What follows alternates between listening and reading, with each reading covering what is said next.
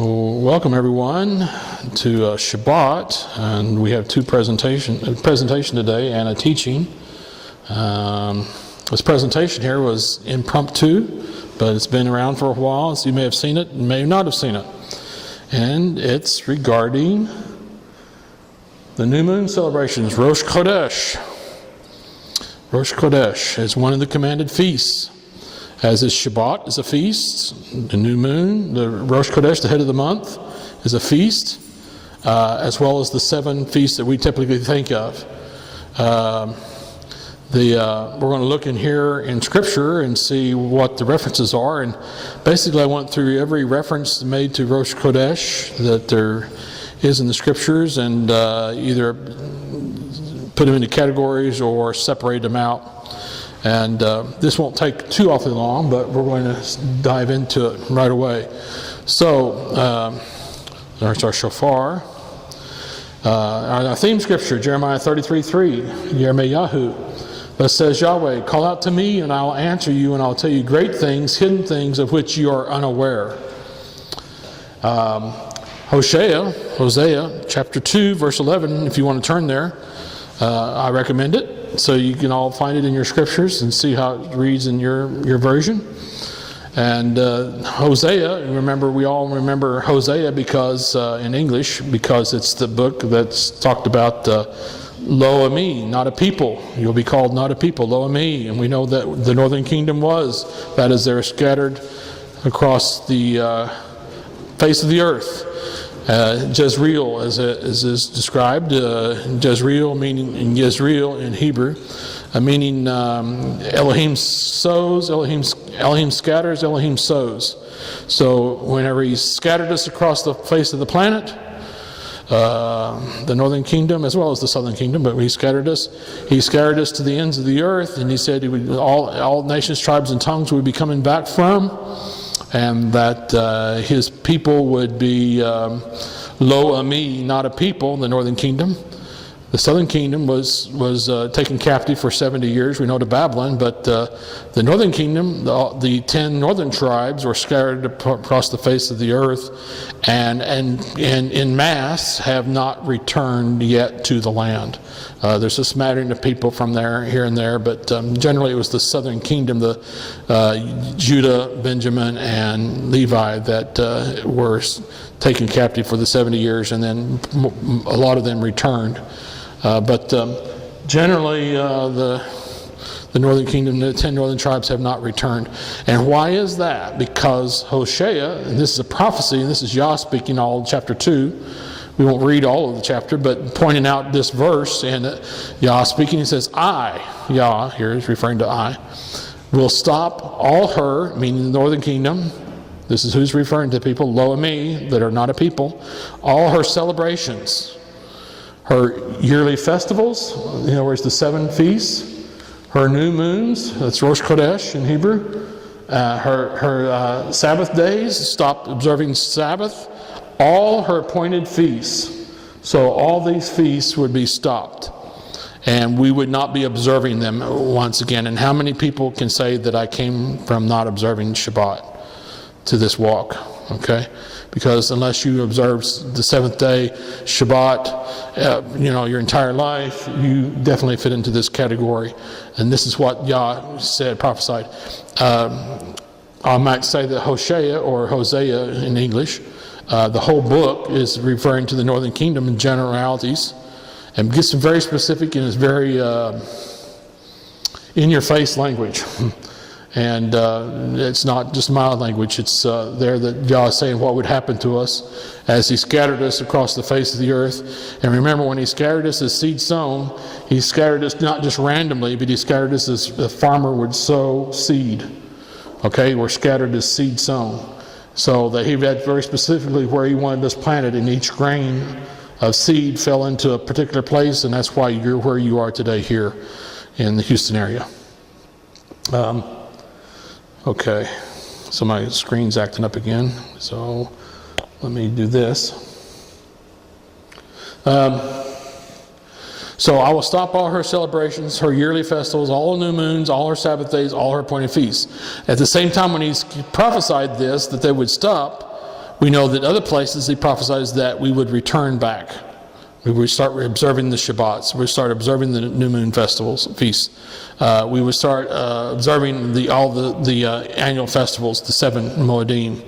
And in fact, we're specifically told in Zechariah, just one example, Zechariah 14, that one day everyone on the earth will observe Sukkot.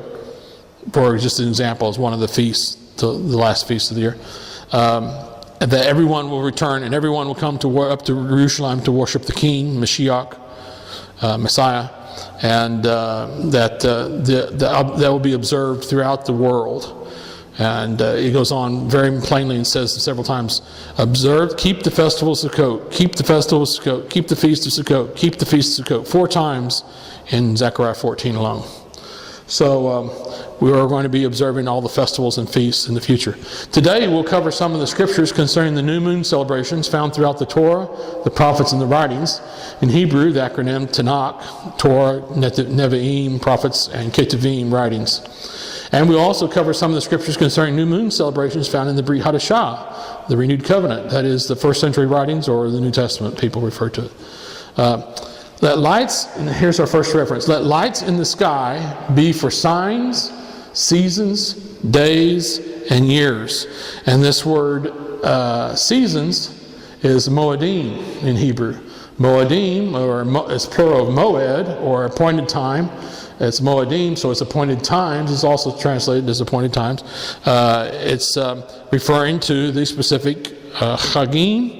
That's the holidays, festival days, where we return back the 3 times a year to appear before Yahweh, as well as the appointed times are unleavened bread and so on and so forth. All 7 of what we call the feasts or the festivals. Here is the reference, Bereshit, Genesis chapter 1, verse 14 through 19. Elohim said, let there be lights in the dome of the sky to divide the day from the night. Let them be for signs. And this actually word can be translated, signs can be translated as triggers, meaning light triggers. Seasons, that's the Moedim. Let them be for light triggers, for Moedim, days and years. And by the way, Moshe did not write with commas.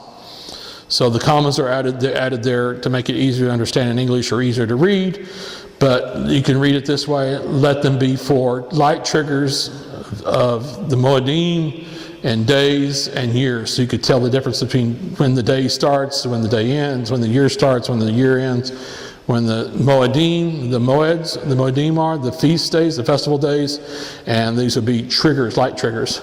That's what is that? The lights in the sky. All right, verse 15. And let them be for lights in the dome of the sky to give light to the earth, and that is how it was. And Elohim made the 2 great lights, the larger light to rule the day, and the smaller light to rule the night, and the stars. Elohim put them in the dome of the sky to give light to the earth, to rule over the day, and rule over the light to the earth, to rule over the night, and to divide the light from the darkness.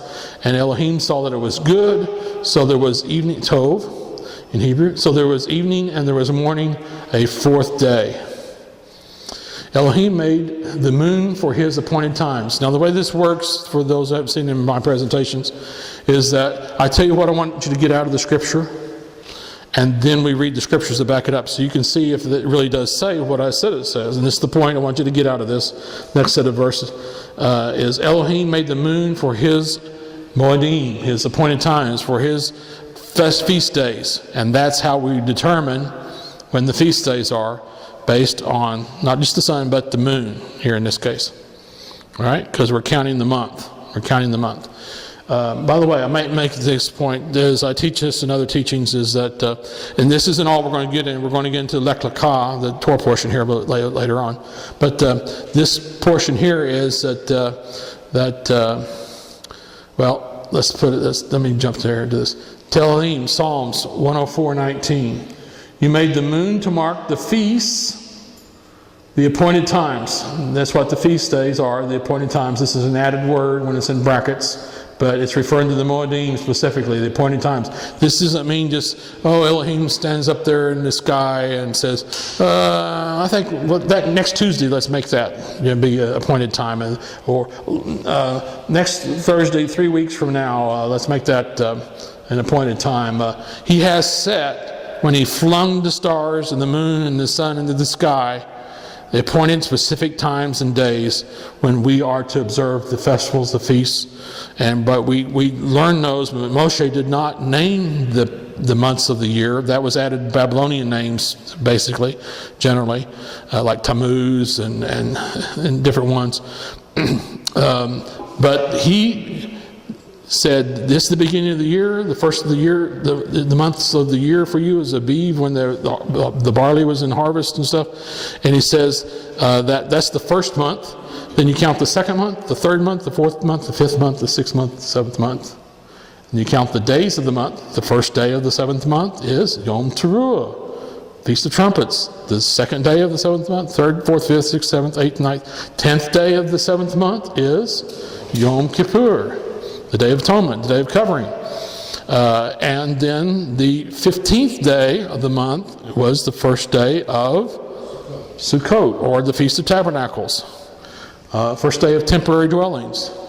So this is what it means by appointed times. This is the Moedim, the Moed. And that's why feasts can be put here and inserted without it actually being there, so you understand that he's specifically talking about the feast, the 7 times, as well as the new moon celebration, Rosh Chodesh, and the weekly Shabbat is a feast day as well. And the sun knows when to set. That's the rest of the verse there. Psalm 104:19. Okay, sound trumpets. You're supposed to sound trumpets on your days of rejoicing. What's that? On feast days and at the beginnings of a month. Sound them over your burnt offerings and your peace offerings. Now let everybody know, remind everybody, we don't offer sacrifices per se, but we follow patterns. We give our offerings, we give our vows, we give our tenth, we give our time, we give ourselves, we give our lives. But the burnt offerings and the peace offerings is something that we don't do because we don't have a temple, because Yah said we only do this for the place where we have the temple where you choose to have his name live. Basically where he chose to have his name live. And that's why we got kicked out of the land, because we started to offer them the sacrifices other places in the north, in Dan and Jeroboam and the 10 northern tribes, Israel, the house of Israel. Whereas the house of Judah, we didn't do that. They kept offering him in the place where he chose to have his name live. Anyway, so we got kicked out of the land, but we don't do that. And we're also to do this as a reminder or a memorial. Okay, Bamidbar, Numbers 10:10. Here we go. This is Torah. Also on your days of rejoicing, this is referring to your feast days and stuff, at your designated times is Moedim, and on Rosh Chodesh, see here it specifically says, on Rosh Chodesh, you are to sound the trumpets over your burnt offerings and over the sacrifices, your peace offerings, and these will be your reminder before Elohim that I am Yahweh, your Elohim. Numbers 10:10. Bamidbar 10:10. Also, at each new moon celebration, offer a burnt offering. So you're supposed to bring an offering. This is a community offering that this case is referring to, but you still get the idea. We bring our offerings at the new moon. This is an addition above, beyond the daily offerings in this temple and the weekly offerings on Shabbat. And is also an additional one for the new month. Offer a burnt offering consisting of 2 young bulls, 1 ram, and 7 male lambs, 6 quarts of flour mixed with olive oil for each lamb. So see, it wasn't always just blood. There was other things offered and given for each lamb as a grain offering. So this was a grain offering. And there's also drink offerings. 2 quarts of wine for a bull, 1 1/3 quart for the ram, and 1 quart for each lamb. Also offer a male goat as a sin offering. So here's the verse references for that. Bamidbar, Numbers 28:11 through 15. At each Rosh Chodesh, at the head of each month, this is Torah again, of yours, you are to present a burnt offering to Yahweh consisting of 2 young bulls, 1 ram, and 7 male lambs. This is a community offering. In their first year, without defect, with 6 quarts of fine flour mixed with olive oil, and as a grain offering, 6 quarts, 1 for the ram, 2 quarts for the fine flour mixed with olive oil, and a grain offering for each lamb. This will be the burnt offering, giving a fragrant aroma, an offering made by fire for Yahweh. Their drink offerings to go along with those will be 2 quarts of wine for a bull, 1 1/3 quarts for the ram, and 1 quart for each lamb. And here's the notation is underlined, underscored here. This is the burnt offering for every Rosh Chodesh, every head of the month, throughout the months of the year, every month of the year. Also, a male goat is to be offered as a sin offering to Yahweh in addition to the regular burnt offering and its drink offering. Next, in Shaul's time, King Saul, and David's time, new moon celebrations were observed on 2 days by the new moon. Why 2 days? Traditionally associated with the 2 meals, the first was where one needed to be clean and not unclean, and a meal on the second day. Basically, this is they weren't sure when there was going to be seen decided on the first day or the second day. This is how I view it. There are other opinions about this. This teaching is not to go into all that. This is to get you to be aware of the new moon, of the Rosh Chodesh, the head of the month. Okay, Shemuel, Aleph, 1 Samuel, chapter 20, verse 5, and also verse 18, and verse 24 through 27 we're going to read. And David answered Yehonatan,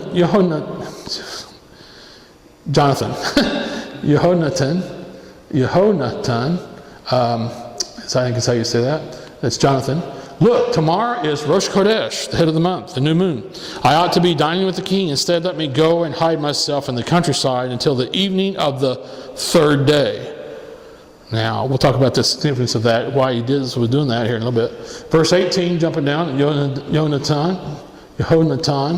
Jonathan said to him, tomorrow is Rosh Chodesh, the new moon, the new month. You will be missed because your seat will be empty. And verse 24, jumping down, says, so David hid himself in the countryside.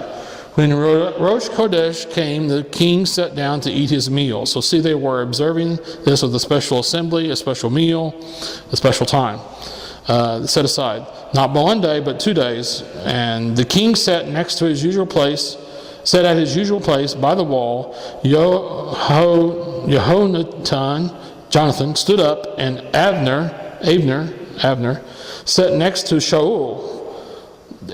But David's place was empty. So they had a specific place they were sitting at this feast. However, Shaul didn't say anything that day because he thought maybe something has happened to him, David. Yes, he is unclean. This is what Saul, the king, thought. That's why David didn't show up. All right.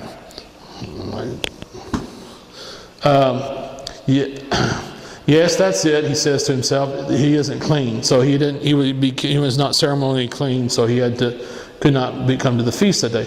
The day after Rosh Chodesh, the 2nd day, David's place was empty, and Shaul said to Yehonatan, his son Jonathan, why hasn't Yishai's or Jesse's son come to the meal either yesterday or today? So they had 2 days, and basically it boils down to the best understanding we have is that they didn't know if it was going to happen on they were going to sight the moon on the 1st day or the 2nd day. But if they didn't sight it on the 2nd day, it's an automatically default, cloud cover or whatever, hazy skies, dust storm or whatever. They would not know exactly which day. So that's why they had it. And the 3rd day, the 2nd day, at the end of the 2nd time, if they haven't sighted it, it's an automatic default because we know there was never longer than 30 days ever. The moon before it reappeared. Went to new moon stuff, so before, you know what I'm saying. All right. The Shunammite woman travels to see the prophet Elisha,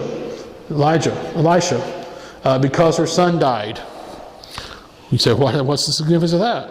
Apparently, it is normal to travel to see the prophet at a new moon and on Shabbat to assemble. Okay, effectively. So, Malachim Beit, 2 Kings 4, 22 and 23. And she, referring to the Shunammite woman, did I say that right? Shunammite, yeah. Shunammite woman called to her husband and said, please send me one of the servants with a donkey. I must get to the man of Elohim as fast as I can. Now you remember what the story was. The story behind this was that her son had died. But she did not let on it. She stayed in faith the whole time. She said, I must get to the man of Elohim as fast as I can. She didn't say, oh, my son has died in the stream. What? Oh, woe is me. Okay, but something bad happened, like we all have that tendency to do. Don't let the fear grip you guys, but stay in faith. All right, so when something bad happens, I must get to the man of Elohim as fast as I can. I'll come straight back, he said. She said, her husband asked, why are you going to him today? It isn't Rosh Chodesh, it isn't the head of the month, it is the time when you assemble for the month, the new moon, and it isn't a feast day, it isn't Shabbat, it isn't the weekly Shabbat. She said, it's all right, everything will be okay, she's saying, effectively, so there. And then, the rest of the story, we don't go into that now, but basically her son was raised from the dead, effectively. All right, so everyone living will come to worship at every new moon and on every Shabbat, says Yahweh. So why wait till it tells you you have to when you know you're supposed to? So Yeshayahu, Isaiah 66:23, every month on Rosh Chodesh, on the head of the month, and every week on Shabbat, everyone living will come to worship in my presence, says Yahweh. It doesn't mean just those who believe, or everyone on the planet will come. Okay, there's another reference to Zechariah 14, maybe we'll get to that, I don't know. The east gate of the inner courtyard of the temple is to be shut on the 6 working days of the week, but is to be open on Shabbat and at the new moon. So you see, what you're starting to see is developing a pattern that the new moon is treated the same as the Shabbat.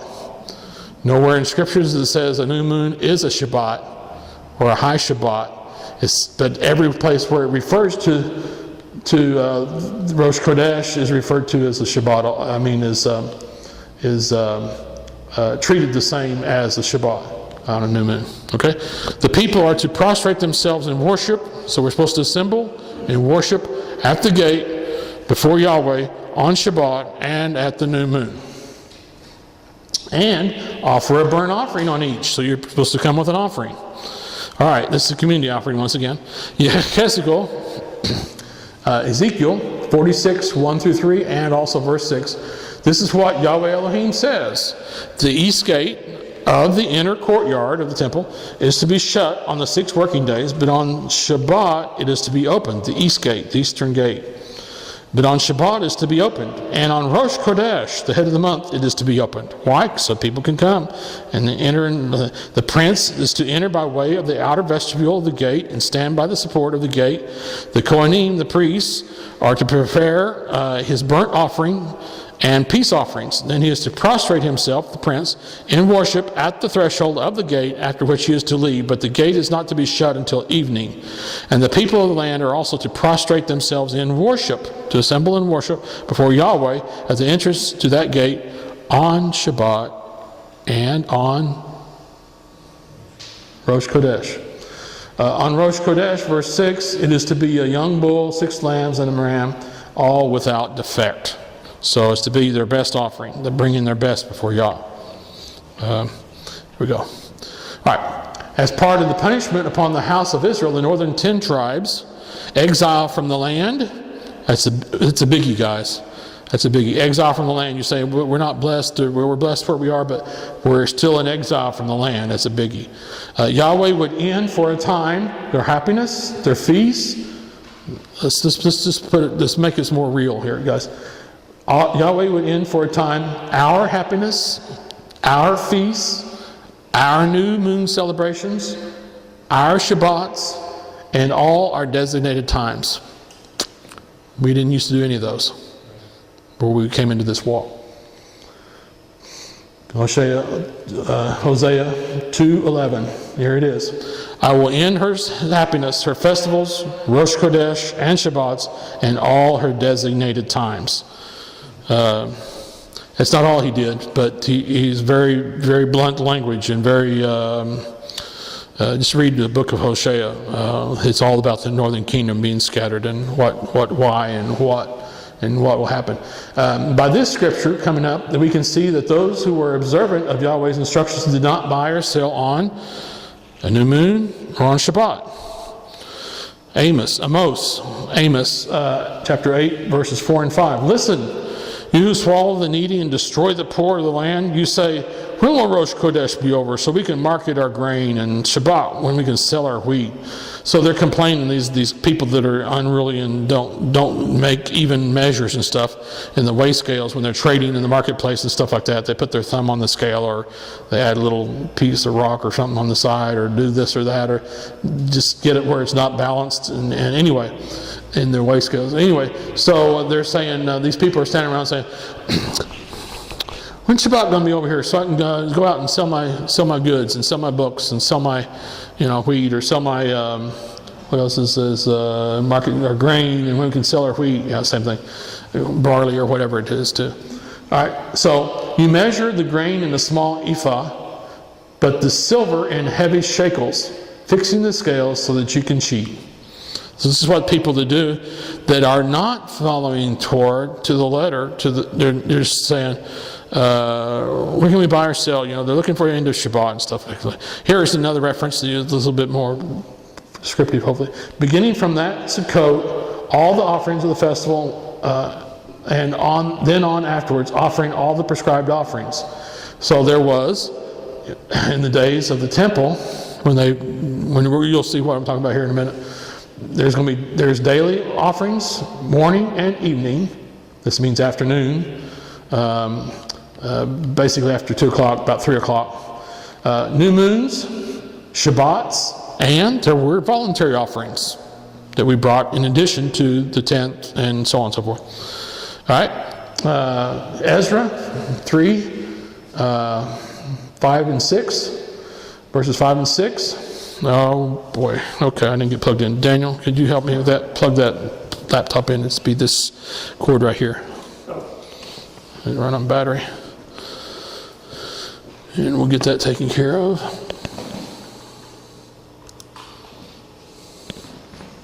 Thank you.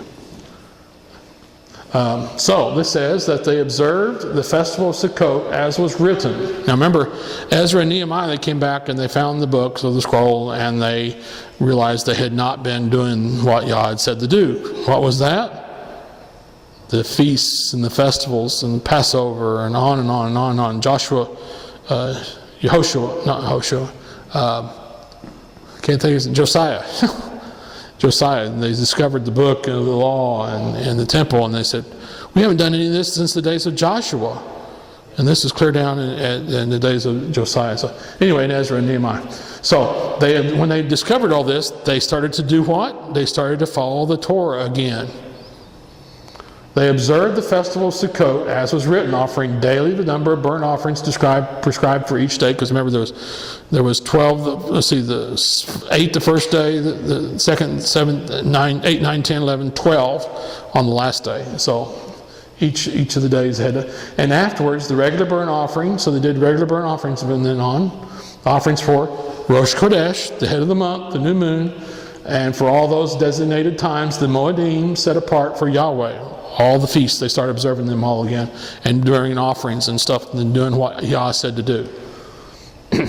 As well as those of everyone who volunteered a voluntary offering to Yahweh from the first day of the 7th month, from Yom Teruah. They offered the first, apparently, I guess it would be, the first Rosh Chodesh offering, the first head of the month offering on this first day of the 7th month. And they began offering burnt offerings to Yahweh, even though the foundation of Yahweh's temple had not yet been laid. They didn't wait for the temple.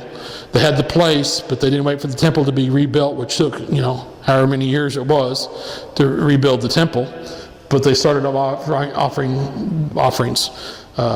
Everyone capable of knowing and understanding swore an oath that they would not buy or sell on Shabbat or on a holy day. They imposed on themselves a yearly tax for the service of the house of our Elohim. Okay, what did they do? Just the temple tax, shekel, whatever it was. For the service of the house of Elohim. So they said, this is what we're going to do. We're going to give this amount for each person or whatever they said. For the showbread, so they have the table of showbread, because these all cost money.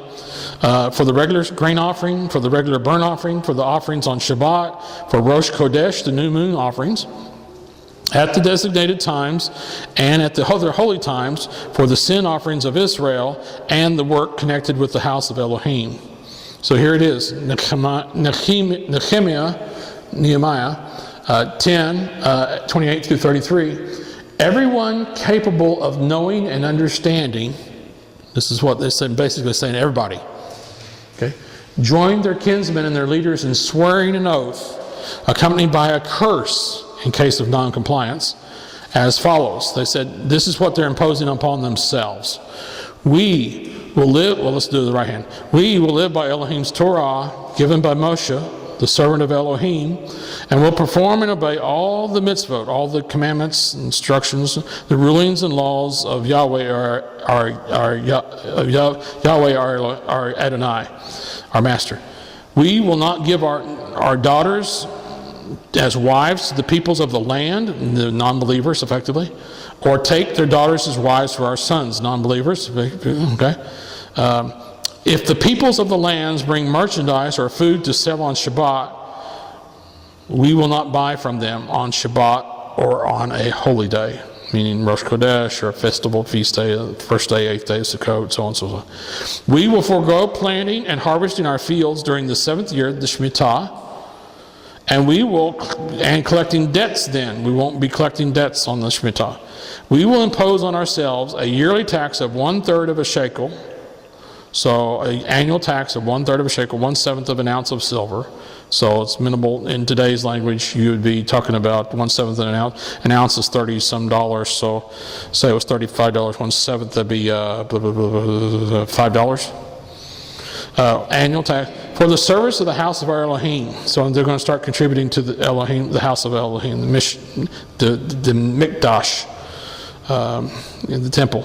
Okay. For the showbread, here's what it goes for: the regular grain offering, for the regular burnt offering, for the offerings on Shabbat, on Rosh Chodesh, because all these bulls and stuff cost money. So at the designated times, at the appointed Moedim, at the appointed times, and at other holy times, for the sin offerings to make atonement for Israel, and for all the work connected with the house of our Elohim. So all the Levites to go in there and clean the temple and do all the stuff they had to do, and all the expense with that. In David's time, the Leviim, the Levites, were among other things to present regularly before Yahweh the burnt offerings on Shabbat, at new moons, Rosh Chodesh, and at other Moedim, the days and the times, in the numbers required by the rules for sacrifices. So here you see this is 1 Chronicles 23, Devarei Hayamim, Aleph, 1 Chronicles 23, 30, and 31. And they were to stand every morning to sing thanks and pray every morning and sing praises to Yahweh. And likewise every evening. They were to be present regularly before Yahweh whenever burnt offerings were offered to Yahweh on Shabbat, at Rosh Chodesh, and the other Moedim, in the numbers required by the rules for sacrifices. Also in Solomon's time, the temple was for burning the incense, continuing showbread, the burnt offerings, the morning offerings and evening offerings, and on Shabbats and every new moon, and at the designated times of Yahweh. A perpetual regulation. What does that mean? It doesn't end. This is what you're supposed to do. It doesn't go away. He took it away from us because of our rejection of Him and His rules and instructions and laws, and it just flat out instructions. It says it doesn't go away. So Devarei Hayamim Beit, 2 Chronicles 2:4. Here I am about to build a house for the name of Yahweh Elohim, the first temple. That's the Solomon. To dedicate it to Him, to Yahweh, and to burn before Him, Yahweh, incense made of sweet spices. The house, the Beit Mikdash, the temple, the house of effectively the temple, will also be for the continuing showbread, continuing every day, and for the burnt offerings presented every morning and every evening, on the Shabbats also, and also at every Rosh Chodesh, and at the designated times, the Moedim of Yahweh our Elohim, the feast days, festival days, and Hagim. This is a perpetual regulation for Israel. So then you can ask yourself, am I Israel?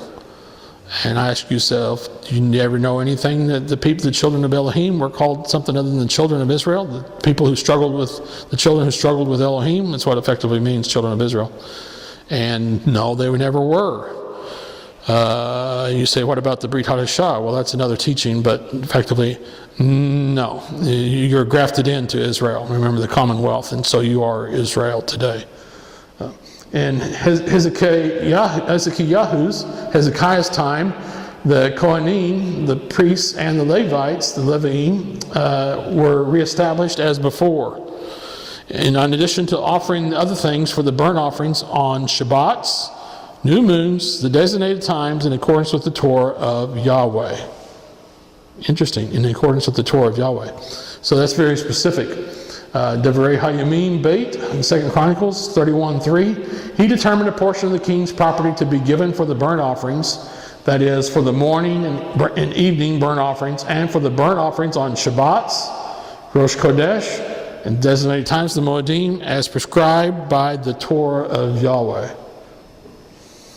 Okay, they're claiming that comes right out of the Torah. In Shaul's time, Paul's time, during the first century of the Common Era, the Scripture says this, the Brit Hadashah, don't let anyone judge you in connection to what you do and don't do, what you do and don't eat or drink, in other words, eating kosher. Don't let anyone judge you with regard to a feast, whether you observe the feast or not. And a new moon celebration, with observing the new moon. Don't let anybody judge you or try to tell you, you don't have to do that, you don't have to do this, you don't have to do that, you don't have to do this. You know, you hear them today. Or observing a Shabbat. Don't let anybody tell you you don't have to observe a Shabbat. These things, passing a judgment on you, are a shadow of things to come. In other words, he was saying by this, this is a foretelling, a shadow. This is that people would be passing judgment on people because they observe Shabbat, they observe the new moon, they regarded the feast day, and eating kosher, that they're eating kosher, kashrut in Scripture, scripturally correct food. Colossians 2, here it is, 16 through 17.